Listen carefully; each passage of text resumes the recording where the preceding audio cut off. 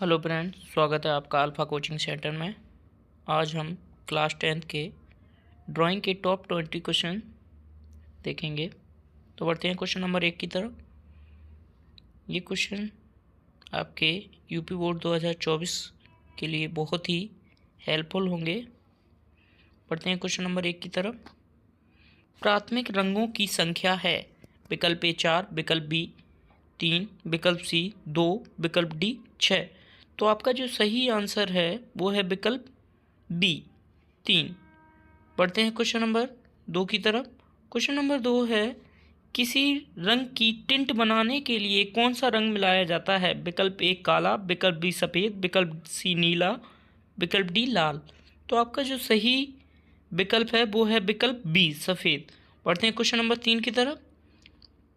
Question number 3 है, पीला रंग और नीला रंग मिलाने से कौन सा रंग बनता है? विकल्प ए लाल, विकल्प बी बैंगनी, विकल्प सी हरा, विकल्प डी नारंगी।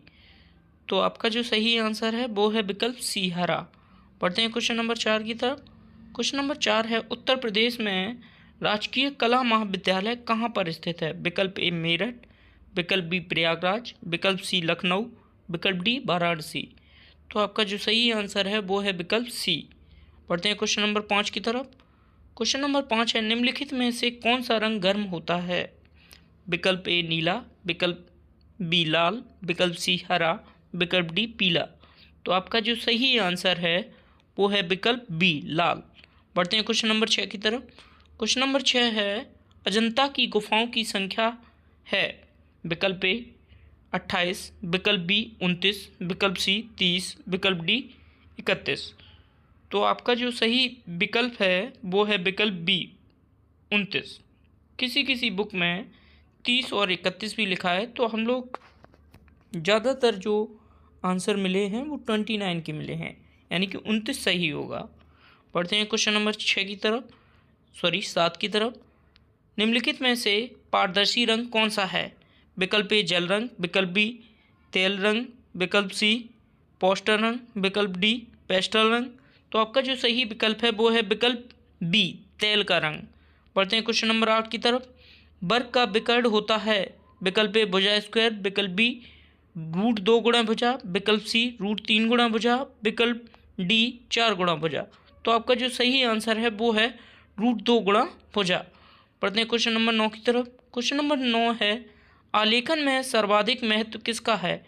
विकल्प ए रंग का, विकल्प बी पुनरावृत्ति का, विकल्प सी इकाई का, विकल्प डी लयात्मकता का। तो आपका जो सही विकल्प है वो है विकल्प डी लयात्मकता।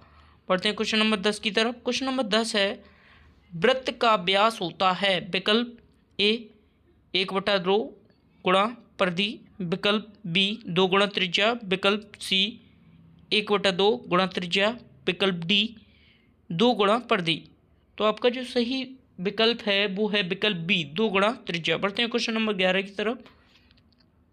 क्वेश्चन नंबर 11 है, लाल रंग और नीला रंग मिलाने से कौन सा रंग बनता है? विकल्प ए कत्थई, विकल्प बी नारंगी, विकल्प सी हरा, विकल्प डी बैंगनी। तो आपका जो सही विकल्प है वो है विकल्प डी बैंगनी। बढ़ते हैं क्वेश्चन नंबर 12 की तरफ। पहाड़ी कला किस प्रांत से संबंधित है? विकल्प ए राजस्थान, विकल्प बी उत्तरांचल, विकल्प सी हिमाचल प्रदेश, विकल्प डी बिहार। तो आपका जो सही विकल्प है वो है विकल्प सी हिमाचल प्रदेश। पढ़ते क्वेश्चन नंबर 13 की तरफ। प्रागैतिहासिक काल के चित्रों में कौन सा रंग भरे गए हैं?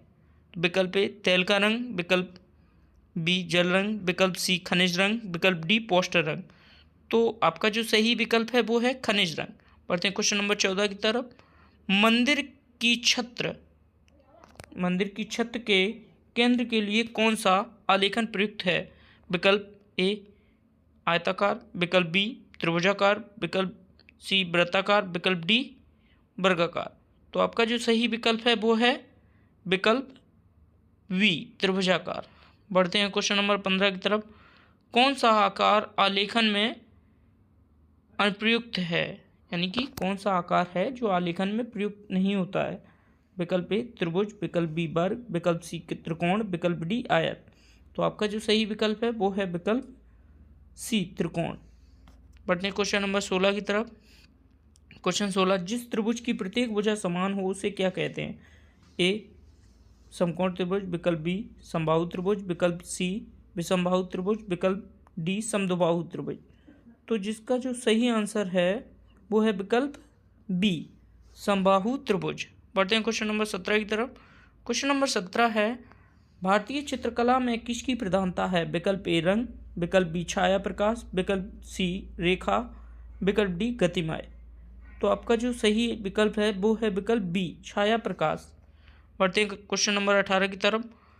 आकर्षक आलेखन के लिए क्या आवश्यक है? विकल्प ए अट्टू रेखा, विकल्प बी लयबद्ध रेखा, विकल्प सी अनुकूल रेखा, विकल्प डी ये सभी। तो आपका जो सही विकल्प है वो है विकल्प डी ये सभी। बढ़ते हैं क्वेश्चन नंबर 19 की तरफ। रेखाओं की कलात्मक शैली से बनी सुंदर आकृति को क्या कहेंगे? विकल्प ए सालेखन, विकल्प बी आलेखन, विकल्प सी विलेखन, विकल्प डी तटलेखन। तो आपका जो सही विकल्प है वो है विकल्प बी आलेखन। बढ़ते हैं क्वेश्चन नंबर 20 की तरफ। ये आज का लास्ट क्वेश्चन है। क्वेश्चन नंबर 20 है आपका, आलेखन में कितने भागों में विभाजित है? आलेखन को कितने भागों में बांटा गया है? तो विकल्प ए 2, विकल्प बी 3, विकल्प सी 4, विकल्प डी 5। तो आपका जो सही विकल्प है वो है विकल्प बी 3। कैसी लगी आपको वीडियो? कमेंट में बताएं। Thank you.